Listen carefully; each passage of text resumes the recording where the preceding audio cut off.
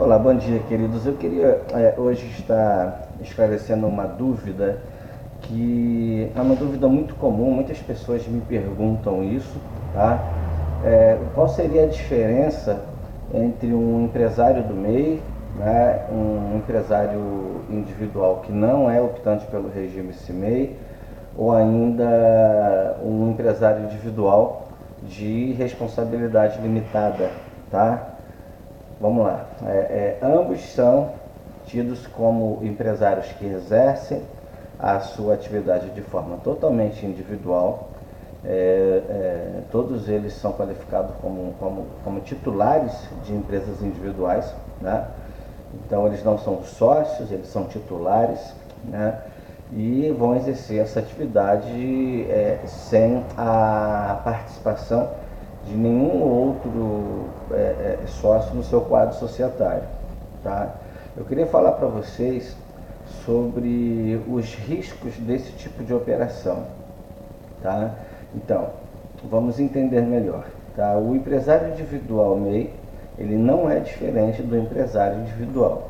A diferença do empresário individual MEI é que ele tem limites de faturamento, limites com relação ao número de funcionário, na verdade só pode ter um, e o empresário individual optante pelo regime simples nacional, que não é CMEI, ele vai poder ter um faturamento maior e ele vai poder contratar mais funcionários.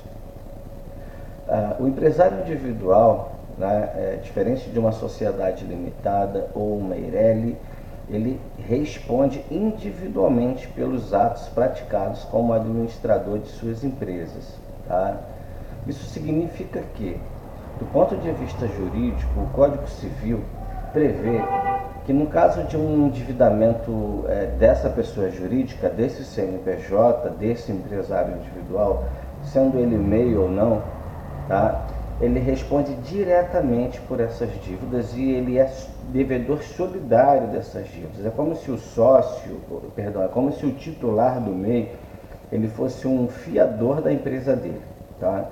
Então qualquer tipo de prejuízo, débito que ele venha causar a terceiros, instituições bancárias, ele responde com seus próprios bens.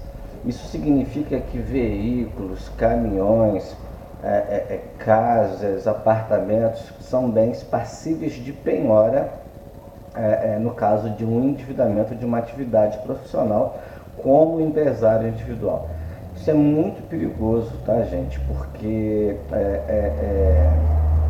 ele não vai haver a qualificação jurídica e não vai haver a proteção desses bens, tá? Então, apesar de ser o empresário individual ser um daqueles que mais me procura aqui no escritório para fazer a legalização de suas empresas dentro dessa natureza jurídica, tá? Eu vejo aí um grande risco, haja vista a questão patrimonial ficar descoberta. E eu queria falar sobre isso com vocês. Agora, como que vai resolver isso? A solução para isso é relativamente simples. Você pega esse empresário individual e transforma ele numa empresa individual de responsabilidade limitada. Uma vez que você faz a transformação, você protege todos os seus bens, veículos, casas, apartamentos e outros, tá? Esses bens eles passam a estar protegidos, eles não são mais alcançados no caso de uma execução de uma dívida, por exemplo, seja uma dívida fiscal, uma dívida financeira. Esses bens eles passam a ser protegidos por esse regime e você responde pelo capital social, ou seja, o capital social, que seria de 100 salários mínimos, é que vai responder por esse endividamento, tá? Então, essa é a dica do dia. Eu espero que tenha colaborado com vocês, tá? A ideia aqui é estar trazendo uma orientação que visa trazer uma maior proteção do seu patrimônio pessoal no caso de uma atividade jurídica, tá? Você que exerce atividade jurídica e tem uma empresa individual, talvez não saiba disso e tenha já alcançado uma evolução patrimonial e quer proteger isso, transforma essa empresa numa empresa individual de responsabilidade limitada, numa EIRELI. Isso é muito importante, ok, queridos? Essa é a dica do dia, tá? É a mensagem